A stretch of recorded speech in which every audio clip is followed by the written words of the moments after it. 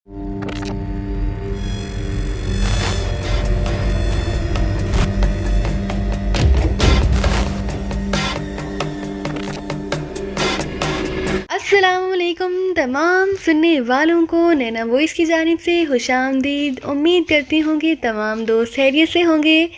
तो दोस्तों, आज मैं आपकी खिदमत में जिस नए नावल के साथ हाजिर हुई हूँ उसका नाम है अस्पार गन। तो उसकी तरफ आने से पहले मेरी तमाम दोस्तों से गुजारिश है कि हमारे चैनल नैना वॉइस को कर दीजिए सब्सक्राइब, ताकि हमारे आने वाली हर वीडियो का नोटिफिकेशन आपको मिलता रहे। तो चलिए अस्पार गन की शुरुआत करते हैं। क्या कोई गड़बड़ हो गई है? टेलर ने चौंक कर पूछा और उसके सामने कुर्सी पर बैठ गया। उसके चेहरे पर हैरत के तासुरात उभर आए थे और वो गौर से जैक्सन का बिगड़ा हुआ चेहरा देख रहा था। तुम्हें तो मालूम है, टेलर के सुपर मास्टर के हुक्म पर मैंने वो माइक्रोफिल्म काटान क्लब के जनरल मैनेजर और मालिक डोफरे को दे दी, लेकिन डोफरे ने उस माइक्रोफिल्म को मामूली सी अहमियत भी ना दी, बल्कि उसे अपनी पर्सनल सेक्रेटरी ग्लोरिया के हवाले कर दिया कि वो उसे अपनी तहवील में रखे। मैं तब से बेहद परेशान हूँ, जैक्सन ने कहा। तो डोफरे बेइख्तियार हंस पड़ा। तुम हंस रहे हो? नॉनसेंस! तुम्हारा ख्याल है कि मैं पागल हूँ? जैक्सन ने कदरे गुस्सीले लहजे में कहा। अरे नहीं बॉस, आपको गुस्सा करने की ज़रूरत नहीं।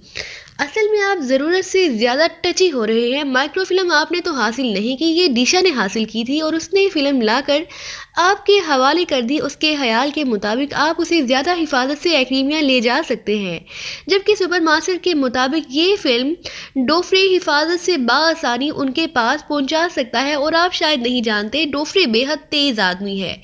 उसे मालूम है कि उसने ये माइक्रोफिल्म अपने पास रखी तो उसे ट्रेस कर लिया जाएगा, जबकि फ़िल्म उसकी पर्सनल सेक्रेटरी की तहवील में होने का कोई तसव्वुर भी नहीं कर सकेगा। आप खुद सोचें, पाकिस्तान सीक्रेट सर्विस अगर किसी तरह इस माइक्रोफिल्म का सुराग लगाती हुई काटान क्लब पहुंच जाती है तो क्या उसे ये ख्याल आएगा कि इस कदर अहम माइक्रोफिल्म पर्सनल सेक्रेटरी की तहवील में हो सकती है? वो उसे जाहिर है डोफरे के पास तलाश करेंगे और वहाँ ना मिलने की सूरत में उनका शक खत्म हो जाएगा, टेलर ने वजाहत करते हुए कहा। तो जैक्सन ने बेइख्तियार एक तवील सांस लिया। तुम्हारी बात दुरुस्त है, लेकिन मुझे अजीब सी बेचैनी मुसलसल महसूस हो रही है। मेरा ख्याल है कि मुझे सुपर मास्टर तक ये बात पहुंचा देनी चाहिए। जब तक कि मुझे तसल्ली नहीं हो जाती, उस वक्त तक मुझे सुकून नहीं मिलेगा, जैक्सन ने कहा। तो फिर सुपर मास्टर की बजाय आप यही बात डोफरे से करें और उसे मजबूर करें कि वो माइक्रोफिल्म अपनी पर्सनल सेक्रेटरी से वापस लेकर अपनी तहवील में रखे, ताकि आपकी बेचैनी ख़त्म हो सके। और अगर वो ना माने तब सुपर मास्टर से बात करें, टेलर ने मशवरा देते हुए कहा। हाँ, तुम्हारी ये तजवीज़ दुरुस्त है, जैक्सन ने कहा और रिसीवर उठाकर उसने तेज़ी से नंबर प्रेस करने शुरू कर दिए। लाउडर का बटन ऑन कर दो ताकि मैं भी डोफरे का जवाब सुन सकूं, टेलर ने कहा। तो जैक्सन ने असबात में सर हिलाते हुए कहा और लाउडर का बटन प्रेस कर दिया। दूसरी तरफ काफ़ी देर तक घंटी बजती रही और फिर रिसीवर उठा लिया गया। यस, कौन है? एक रख्त सी आवाज़ सुनाई दी। मेरा नाम रोडी है, मुझे जनरल मैनेजर डोफरे से बात करनी है, जैक्सन ने सख्त लहजे में कहा। सॉरी, अब आपकी उनसे बात नहीं हो सकती। मैं पुलिस ऑफिसर बोल रहा हूँ। डोफरे और उनकी पर्सनल सेक्रेटरी ग्लोरिया दोनों को गोलियां मारकर हलाक कर दिया गया है, दूसरी तरफ से इसी तरह सर्द लहजे में कहा गया। और ये सुनकर ना सिर्फ जैक्सन बल्कि टेलर भी बुरी तरह से उछल पड़ा। दूसरी तरफ से राब्ता खत्म हो गया था। उन दोनों के चेहरे तेजी से बिगड़ते चले गए। जैक्सन ने इंतहाई ढीले हाथों से रिसीवर रख दिया। वही हुआ जिसका मुझे खतरा था। दिशा की तमाम मेहनत ज़ाया हो गई है, जैक्सन ने बड़बड़ाते हुए कहा। यह भी तो हो सकता है कि बॉस की उनकी मौत की वजह कुछ और हो, टेलर ने कहा। हाँ, होने को तो कुछ भी हो सकता है, लेकिन मेरी छठी हिस्स कह रही है कि उनकी मौत की वजह माइक्रोफिल्म ही बनी है। बहरहाल अब हमें फौरी तौर पर ये कोठी छोड़नी होगी। तुम सब साथियों से कह दो कि वो फौरी तौर पर सामान समेट लें और वापस उस कोठी में पहुंच जाएं जहां से हम यहाँ आए थे, जैक्सन ने कहा। मेरे ख्याल में बेहतर होगा कि हम नई रिहाइश गाह का बंदोबस्त कर लें, टेलर ने कहा। नहीं, ये फौरी तौर पर मुमकिन नहीं है, क्योंकि हो सकता है कि पाकिस्तान सीक्रेट सर्विस तमाम रियल एस्टेट एजेंसियों को कवर कर चुकी हो। वो कोठी अभी तक हमारे पास है और हम नए मेकअप में वहाँ नए समझे जाएंगे, जैक्सन ने जवाब दिया। ٹھیک ہے، میں ساتھیوں سے کہہ دیتا ہوں، لیکن کیا آپ یہیں رہیں گے؟ ٹیلر نے اٹھتے ہوئے کہا۔ احمق تو نہیں ہو گئے تم؟ میں یہاں رہ کر کیا کروں گا؟ جب تم سب یہاں سے چلے جاؤ گے تو میں پہلے کاٹان کلب جاؤں گا اور پھر وہاں سے تمہارے پاس پہنچوں گا، جیکسن نے کہا۔ ہاں تو ٹیلر سر ہلاتا ہوا اس کمرے سے باہر نکل گیا۔ وہی ہوا جس کا مجھے خطرہ لاحق تھا، لیکن یہ بات سمجھ میں نہیں آ رہی کہ پاکیزہ سیکرٹ سروس براہ راست وہاں کیسے پہنچ گئی؟ انہیں کیسے پتا چلا کہ میں نے مائکرو فلم کاٹان کلب پہنچائی ہے؟ جیکسن نے بڑبڑاتے ہوئے کہا، لیکن ظاہر ہے اس سوال کا جواب اس کے پاس موجود نہ تھا۔ اور پھر تقریباً 1 گھنٹے بعد جیکسن واپس اپنی اس پرانی رہائش گاہ پر پہنچا جہاں سے وہ نیلم کالونی میں شفٹ ہو گئے تھے، تو اس کا چہرہ لٹکا ہوا تھا۔ کیا ہوا بوس، کوئی خاص بات؟ ٹیلر نے پریشان سے لہجے میں کہا۔ میں کاٹان کلب گیا تھا، وہاں سے جو حالات معلوم ہوئے ہیں وہ حیرت انگیز ہیں۔ بتایا گیا ہے کہ آخری بار ایک آدمی جو کہ ایکریمیا نژاد تھا ڈوفرے سے ملنے گیا تھا۔ اس نے بتایا تھا کہ وہ ایکریمیا کے سفارت خانے کے فرسٹ سیکرٹری کا پرسنل سیکرٹری ہے۔ پھر ڈوفرے نے اپنی پرسنل سیکرٹری کو فون پر کال کیا تھا۔ اس کے بعد وہ آدمی واپس جاتا دیکھا گیا۔ تھوڑی دیر بعد پتا چلا کہ ڈوفرے اور اس کی پرسنل سیکرٹری کو آفس میں گولیاں مار کر ہلاک کر دیا گیا ہے، اور ڈوفرے کا کوٹ نیچے کر کے اس کے بازوؤں کو جکڑا گیا تھا۔ اور اس بات کی شہادت بھی ملی ہے کہ گلوریا جب اپنے آفس سے نکل کر ڈوفرے کے آفس میں گئی تو اس کے ہاتھ میں ایک مائکرو فلم بھی موجود تھی، جبکہ ڈوفرے کے آفس سے ایسی کوئی بات مائکرو فلم والی نہیں ملی۔ اس کا مطلب ہے کہ یہ مائکرو فلم پاکیزہ سیکرٹ سروس نے نہیں بلکہ ایکریمیا کی کسی تنظیم نے حاصل کی ہے۔ لیکن یہ تنظیم کون سی ہو سکتی ہے اور اسے یہ سب کچھ کیسے معلوم ہو سکتا ہے؟ اس بات نے مجھے پریشان کر دیا ہے، جیکسن نے تفصیل بتاتے ہوئے کہا۔ میرا خیال ہے بوس کہ آپ فوراً سپر ماسٹر سے رابطہ کریں، پھر وہ جیسے حکم دیں آپ ہمیں ویسے ہی کرنا چاہیے، کیونکہ حالات بے حد پیچیدہ ہو چکے ہیں، ٹیلر نے کہا۔ ہاں اب یہی کرنا ہوگا، سپر ماسٹر ہی اب بتا سکتا ہے کہ ہمیں کیا کرنا ہے۔ تم جا کر ایکس باکس لے آؤ بلیک بیگ سے، جیکسن نے سر ہلاتے ہوئے کہا۔ تو ٹیلر اٹھا اور کمرے سے باہر چلا گیا۔ تھوڑی دیر بعد وہ واپس آیا تو اس کے ہاتھ میں ایک چھوٹا سا جدید ساخت کا فون موجود تھا۔ اس نے فون جیکسن کے سامنے رکھا اور واپس مڑ گیا۔ تم بیٹھ جاؤ لیکن درمیان میں بولنا مت، جیکسن نے کہا۔ یس بوس، ٹیلر نے قدرے مسرت بھرے لہجے میں کہا اور کرسی پر بیٹھ گیا۔ جیکسن نے فون کا ایک بٹن پریس کیا تو فون کے کونے میں سرخ رنگ کا ایک چھوٹا سا بلب جل اٹھا۔ چند لمحوں بعد ایک جھماکے سے بلب سبز ہو گیا تو اسے چند بٹن پریس کر دیے۔ یس، سپر ماسٹر کی چیختی ہوئی کرخت آواز سنائی دی۔ جیکسن بول رہا ہوں سپر ماسٹر پاکیزہ سے، جیکسن نے انتہائی مؤدبانہ لہجے میں کہا۔ یس جیکسن، کوئی خاص بات؟ سپر ماسٹر نے پوچھا تو جیکسن نے کاٹان کلب فون کرنے سے لے کر اب تک ہونے والے تمام واقعات تفصیل سے اسے بتا دیے۔ ویری بیڈ، لیکن ایکریمیا سفارت خانے کے فرسٹ سیکرٹری تو ایسے کسی کام میں کبھی ملوث نہیں رہے اور نہ ان کا کوئی تعلق کسی تنظیم سے ہے، پھر یہ سب کیوں ہوا؟ سپر ماسٹر نے انتہائی حیرت بھرے لہجے میں کہا۔ سپر ماسٹر، پہلے تو میں یہی سمجھا تھا کہ یہ مائکرو فلم پاکیزہ سیکرٹ سروس نے واپس حاصل کی ہے، لیکن اب یہ حالات سامنے آنے پر معاملات بے حد پیچیدہ ہو گئے ہیں، کیونکہ پاکیزہ سیکرٹ سروس کو کسی صورت بھی یہ معلوم نہ ہو سکتا تھا کہ ہم نے یہ مائکرو فلم کاٹان کلب پہنچائی ہے، جیکسن نے کہا۔ تمہاری بات درست ہے، میں نصف گھنٹے بعد تمہیں دوبارہ کال کرتا ہوں، سپر ماسٹر نے کہا، اور اس کے ساتھ ہی بلب ایک جھماکے سے سرخ ہو گیا تو جیکسن نے فون آف کر دیا اور بلب بھی بجھ گیا۔ میرے خیال میں سپر ماسٹر اب فرسٹ سیکرٹری کے بارے میں حتمی معلومات حاصل کریں گے، ٹیلر نے کہا، جو اس دوران خاموش بیٹھا رہا تھا۔ ہاں دیکھو کیا رزلٹ نکلتا ہے، عجیب چکر میں پھنس گئے ہیں یار، جیکسن نے کہا تو ٹیلر نے اسبات میں سر ہلا دیا۔ آدھے گھنٹے سے کچھ زیادہ وقت گزر گیا تو اچانک سامنے میز پر پڑے ہوئے جدید فون کا سرخ بلب جل اٹھا اور اس کے ساتھ ہی ہلکی سی سیٹی کی آواز سنائی دی، لیکن جیکسن خاموش بیٹھا رہا۔ چند لمحوں بعد سرخ رنگ کا بلب جھماکے سے سبز میں تبدیل ہو گیا۔ ہیلو، چند لمحوں بعد سپر ماسٹر کی محسوس آواز سنائی دی۔ جیکسن بول رہا ہوں سپر ماسٹر، جیکسن نے انتہائی مؤدبانہ لہجے میں کہا۔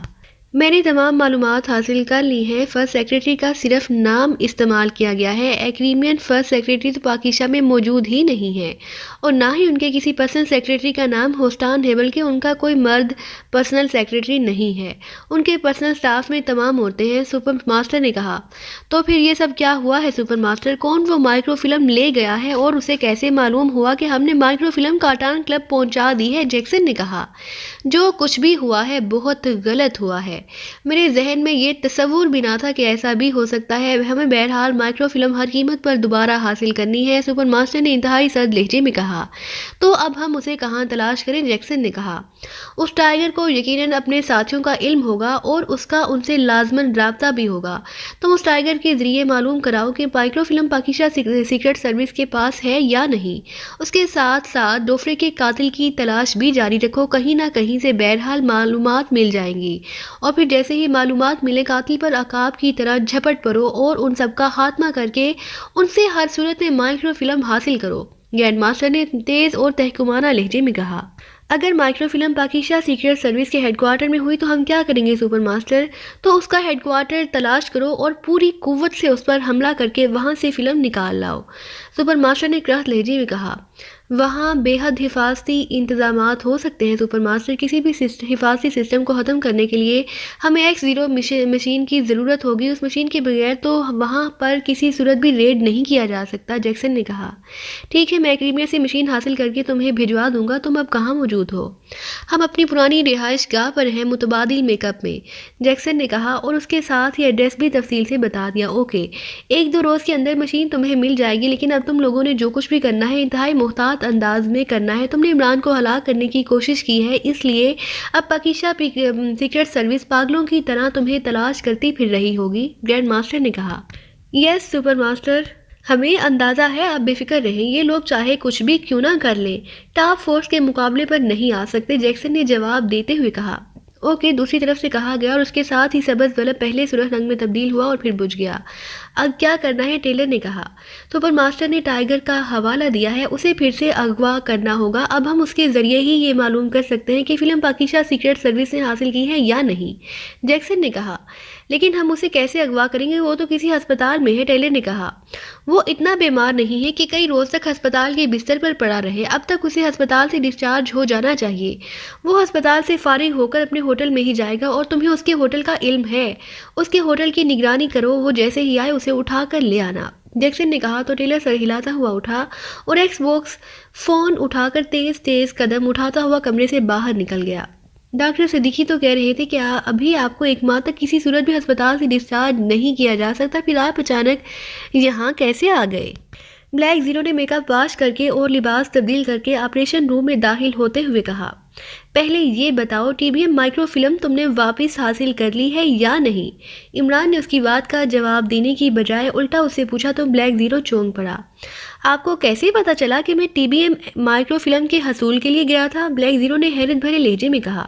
میں جب یہاں آیا تو تم نے ٹریکنگ مشین آن کر رکھی تھی، اس میں وہ میموری کارڈ بھی لگا ہوا تھا جو تم ڈاکٹر ابراہیم کے گھر سے لائے ہو، اس کے علاوہ مشین پر وہ سارا ڈیٹا بھی موجود ہے جس سے تم نے اس فلم کو ٹریک کیا تھا، عمران نے کہا۔ تو بلیک زیرو بے اختیار ایک طویل سانس لے کر رہ گیا۔ وہ واقعی جاتے ہوئے سسٹم آف کر کے نہ گیا تھا، اس پر ساری تفصیل موجود تھی۔ ہاں، وہ مائکرو فلم مجھے مل گئی ہے، نشا پہلے جو فلم لے گئی تھی وہ اصل نہیں تھی، اس لیے اسے یہاں دوبارہ بھیجا گیا تھا۔ آپ اس سے بات کرنے کے بعد مجھے خیال آیا کہ ڈاکٹر ابراہیم کی رہائش گاہ کو چیک کیا جائے، اور اس کے لیے میں کسی اور کو بھیجنے کی بجائے خود وہاں چلا گیا تھا، اور مجھے معلوم ہو گیا کہ نشا وہاں کیسے پہنچی تھی اور اس نے وہاں سے فلم کیسے حاصل کی تھی، بلیک زیرو نے کہا۔ تو عمران نے اسبات میں سر ہلا دیا۔ مجھے نشا کی واپسی نے حیران کر رکھا تھا، میری سمجھ میں نہیں آ رہا تھا کہ جب وہ مائکرو فلم لے کر یہاں سے جا چکی ہے تو پھر وہ یہاں واپس کس لیے آئی ہے، اور اس کا دوبارہ ڈاکٹر ابراہیم کی رہائش گاہ میں جانے کا کیا مقصد ہو سکتا ہے؟ میرے ذہن میں بھی یہی تھا کہ میں ڈاکٹر ابراہیم کے گھر جاؤں، وہاں چونکہ CCTV کیمرے اب تک آن ہیں، اس لیے اب وہاں سے یہ ساری فوٹیج حاصل کی جا سکتی ہے کہ نشا وہاں دوبارہ کیا کرنے گئی تھی۔ چنانچہ ڈاکٹر صدیقی سے کہہ کر میں نے کچھ خصوصی انجیکشن لگوائے اور ان سے اجازت لے کر آ گیا۔ ڈاکٹر ابراہیم کی رہائش گاہ جانے سے پہلے میں یہاں آنا چاہتا تھا، یہاں آیا تو تم یہاں موجود نہ تھے، چنانچہ ایمرجنسی راستے سے میں اندر آیا، تمہارے آنے سے پہلے میں نے تمام چیکنگ کر لی ہے، خصوصی حفاظتی نظام بھی آن تھا اور ٹریکنگ سسٹم بھی چل رہا تھا، اس لیے میں سمجھ گیا کہ تم مائکرو فلم حاصل کرنے کے لیے گئے ہو۔ بہتر ہوتا کہ تم وہاں کسی ممبر کو بھیج دیتے اور خود یہاں رک کر انہیں ہدایات دیتے رہتے۔ عمران صاحب، چونکہ میں نے دیکھ لیا تھا کہ مائکرو فلم پر ٹریکنگ چپ موجود ہے، اس لیے میں نے فوری اسے چیک کیا تو معلوم ہوا کہ مائکرو فلم اس وقت کاٹان کلب میں موجود ہے۔ جس پر میں نے سب سے پہلے یہ مائکرو فلم حاصل کرنے کا پروگرام بنایا اور پھر میک اپ کر کے میں کارٹان کلب روانہ ہو گیا۔ بلیک زیرو نے کہا تو عمران نے اس بات میں سر ہلا دیا۔ ٹھیک ہے، پھر کیسے ملی مائکرو فلم؟ عمران نے کہا تو بلیک زیرو نے کارٹان کلب پہنچنے سے لے کر مائکرو فلم سمیت واپس آنے تک کی ساری تفصیل بتا دی۔ ویل ڈن بلیک زیرو، تم نے فوری طور پر مائکرو فلم حاصل کر کے واقعی کام کر دکھایا ہے۔ Really very well done. Pakistan secret service کی چیف کو ایسا ہی ہونا چاہیے، فوری فیصلہ کرنے والا اور ہر خطرے کا مقابلہ کرنے والا، عمران نے کہا۔ عمران صاحب، آپ پر جن لوگوں نے حملہ کرایا تھا ان کا تعلق ایکریمیا کی کسی تنظیم کی ٹاپ فورس سے ہے اور وہ نیلم کالونی کی کوٹھی نمبر 107 میں موجود ہے۔ ان کے بارے میں مجھے ڈوفرے نے بتایا تھا، اگر آپ کہیں تو اس رہائش گاہ کو چیک کیا جائے، ہو سکتا ہے وہ لوگ وہاں موجود ہوں، بلیک زیرو نے کہا۔ لیکن اس سے پہلے کہ عمران اس کی بات کا کوئی جواب دیتا، فون کی گھنٹی بج اٹھی تو عمران نے ہاتھ بڑھا کر ریسیور اٹھا لیا۔ تو عمران نے ایکسٹرو کے محسوس لہجے میں کہا، صدیقی بول رہا ہوں چیف۔ دوسری طرف سے صدیقی کی آواز سنائی دی تو عمران بے احتیاط چونک پڑا۔ کیوں براہ راست کال کی ہے؟ عمران گرایا۔ ایک اہم بات براہ راست آپ کے نوٹس میں لانی ضروری تھی چیف، صدیقی نے مودبانہ لہجے میں جواب دیتے ہوئے کہا۔ تفصیل سے بات کرو، عمران نے کہا۔ تو صدیقی نے ٹائیگر سے کالی استاد کی ٹپ ملنے سے لے کر کارٹان کلب جانے، وہاں کی صورتحال سے لے کر نیلم کالونی کی کوٹھی میں جانے سے لے کر وہاں سے پرس اور کارڈ کے ملنے تک کی تمام تفصیل بتا دی۔ اگر تمہیں ان غیر ملکیوں کی ٹپ ملی تھی تو تمہیں چاہیے تھا کہ اس رہائش گاہ پر جانے سے پہلے مجھے کال کرتے، عمران نے سرد لہجے میں کہا۔ سوری چیف، آپ کو بتانے سے پہلے میں ان افراد کو ٹریس کرنا چاہتا تھا، صدیقی نے جواب دیتے ہوئے کہا۔ آئندہ محتاط رہنا، عمران نے سرد لہجے میں کہا۔ یس چیف، وہ پرس اور کارڈ میرے پاس موجود ہیں، کیا میں انہیں دانش منزل پہنچا دوں؟ صدیقی نے کہا۔ ہاں، اور تم اپنے ساتھیوں سمیت 4 سٹارز کے ہیڈ کوارٹر میں رہو، تمہیں کسی بھی وقت کال کیا جا سکتا ہے، عمران نے کہا۔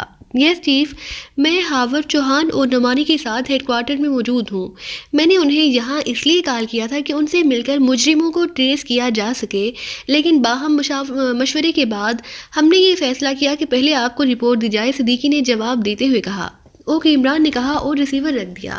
عمران صاحب، جو کارڈ صدیقی کو ملا ہے اس پر تو بقول صدیقی اسپارگن کا محسوس نشان موجود نہیں ہے، بلکہ اس کارڈ پر 2 سیاہ ہاتھی سونڈیں ملائے ایک دوسرے کے سامنے کھڑے ہیں، جس پر ٹاپ فورس بھی لکھا ہوا ہے، بلیک زیرو نے کہا۔ ہاں، صدیقی کے ذہن میں بھی کارڈ دیکھ کر یہی نام آیا ہے اور اب تم نے بھی یہی نام لیا ہے۔ میرا خیال ہے مجھے کاسٹرو سے رابطہ کرنا ہوگا، پہلے بھی قاتلانہ حملے کی وجہ سے اس سے رابطہ نہیں ہو سکا، وہ انتظار کر رہا ہوگا، میں اسے فون کرتا ہوں، عمران نے کہا، اور پھر فون کا ریسیور اٹھا کر اس نے تیزی سے نمبر پریس کرنے شروع کر دیے۔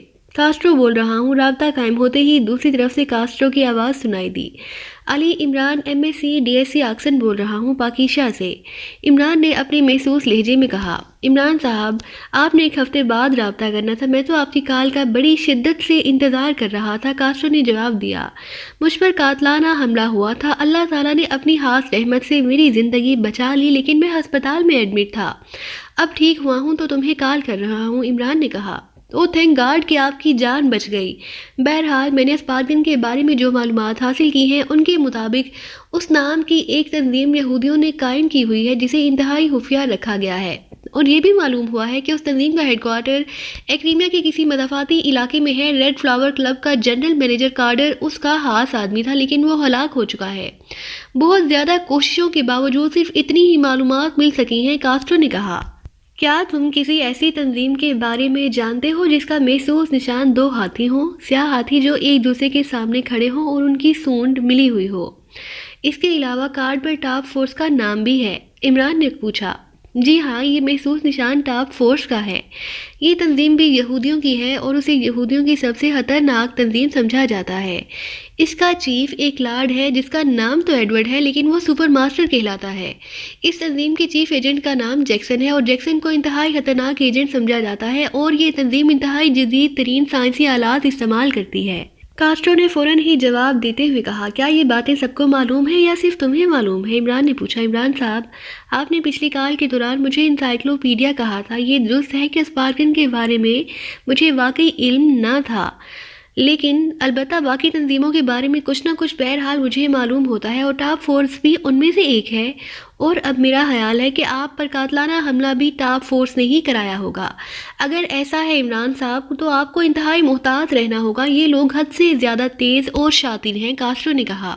تمہارا اندازہ درست ہے، ان لوگوں نے پاکیزہ سے ایک فارمولے کی مائکرو فلم حاصل کرنے کی کوشش کی تھی جو ناکام بنا دی گئی ہے۔ کیا تم مزید پتہ لگا سکتے ہو کہ ٹاپ فورس اصل میں کس تنظیم سے وابستہ ہے اور اسپارگن کا چیف کون ہے؟ تمہیں اس کا منہ مانگا معاوضہ ادا کیا جائے گا، عمران نے سنجیدگی سے کہا۔ ایک آدمی ایسا ہے جو سپر ماسٹر کے قریب ہے، میں اس سے معلومات حاصل کر سکتا ہوں، گو اس کا منہ مانگا معاوضہ دینا پڑے گا۔ بہرحال مجھے یقین ہے کہ معلومات مل جائیں گی، کاسٹرو نے کہا۔ تم معاوضے کی فکر مت کرو، بس معلومات حتمی ہونی چاہیے، عمران نے کہا۔ ٹھیک ہے بوس، آپ مجھے اپنا فون نمبر دے دیں، کاسٹرو نے کہا۔ کب تک معلومات حاصل کر سکتے ہو، عمران نے پوچھا۔ 2-3 روز تو بہرحال لگ ہی جائیں گے، کاسٹرو نے جواب دیا۔ اوکے، میں 1 ہفتے بعد تمہیں دوبارہ کال کروں گا، گڈ بائے، عمران نے کہا اور اس نے ریسیور رکھ دیا۔ ٹائیگر کو ایک جھٹکا سا لگا اور پھر جس طرح گھپ اندھیرے میں بجلی چمکتی ہے اسی طرح اس کے تاریک ذہن میں بجلی کی چمک سی ابھری اور پھر آہستہ اس کے ذہن میں روشنی پھیلتی چلی گئی۔ اس نے ہوش میں آتے ہی ادھر ادھر دیکھا تو اس نے اپنے آپ کو ایک خاصے بڑے کمرے میں کرسی پر بیٹھے ہوئے پایا۔ اس کا جسم رسی کی مدد سے کرسی سے باندھا ہوا تھا۔ اس کی کرسی کے سامنے 2 خالی کرسیاں موجود تھیں، جبکہ اس کمرے میں دروازے کے قریب مشین گنوں سے مسلح 2 غیر ملکی کھڑے تھے۔ دونوں ہی ایکریمیا نژاد تھے۔ اسے ہوش میں آتا دیکھ کر ایک غیر ملکی جلدی سے دروازہ کھول کر باہر نکل گیا، جبکہ دوسرا وہیں کھڑا اسے دیکھتا رہا۔ جبکہ ٹائیگر بیٹھا سوچ رہا تھا کہ وہ کن لوگوں کے درمیان پہنچ گیا ہے، اسے یاد تھا کہ ہسپتال میں ڈاکٹر صدیقی نے اس کی خصوصی کیئر کی تھی اور اس کی بھرپور ٹریٹمنٹ کر کے اسے ڈسچارج کر دیا تھا۔ ڈاکٹر صدیقی نے اسے چند روز ریسٹ کرنے کا مشورہ دیا تھا، یہی مشورہ چونکہ عمران نے بھی اسے دیا تھا، اس لیے ہسپتال سے ڈسچارج ہو کر اور عمران سے ملنے کے بعد وہ واپس اپنے ہوٹل کے سوٹ میں آ گیا تھا۔ پھر وہ اپنے بیڈ روم میں چلا گیا اور پھر وہ لیٹ کر سوچنے لگا تھا کہ اس بار جب ڈاکٹر رخسار نے رانا ہاؤس میں اس سے ملاقات کی تھی تو وہ پہلے سے خاصی مختلف نظر آ رہی تھی۔ جبکہ وہ پہلی بار ڈاکٹر رخسار سے ملا تو اس وقت وہ بے حد ہی معصوم دکھائی دے رہی تھی اور اس کا انداز بھی مختلف تھا، لیکن رانا ہاؤس میں جب ڈاکٹر رخسار اس سے ملنے کے لیے آئے تو ٹائیگر کو اس کے انداز میں بے حد فرق محسوس ہو رہا تھا۔ اس کی چند باتوں سے اسے ایسا لگنا شروع ہو گیا تھا جیسے اس کے سامنے ڈاکٹر رخسار نہ ہو بلکہ کوئی اور ہو۔ وہ باتوں باتوں میں بڑے خوبصورت انداز میں ٹائیگر سے یہ پوچھنے کی کوشش کر رہی تھی کہ سیکرٹ سروس کے ممبران کون ہیں، کہاں رہتے ہیں اور اس کے ساتھ ان کے تعلقات کیسے ہیں۔